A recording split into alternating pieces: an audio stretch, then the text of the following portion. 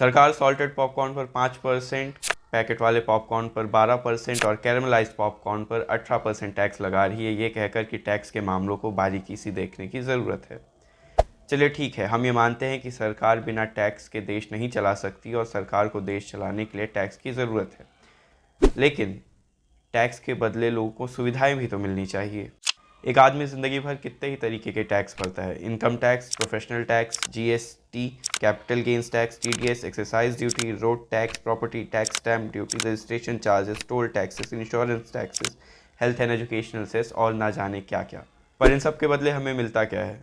Roads जो 2 बूंद बारिश में बह जाते हैं, गवर्नमेंट हॉस्पिटल्स जिनमें ज़्यादातर टाइम डॉक्टर ही नहीं होते हैं। क्यों? क्योंकि डॉक्टर साहब घर पर प्राइवेट क्लिनिक चला रहे हैं। ब्रिजेस जो ना जाने कितनी बार बनते और कितनी बार बनने से पहले भी गिर जाते हैं। सरकारी स्कूल और कॉलेजेस में टीचर्स ही नहीं हैं। और ना जाने कितने ही इंस्टीट्यूशंस और प्रोजेक्ट्स जो कागज़ों पर तो दिखते हैं, लेकिन ज़मीन से उनका दूर दूर तक कोई लेना देना नहीं है।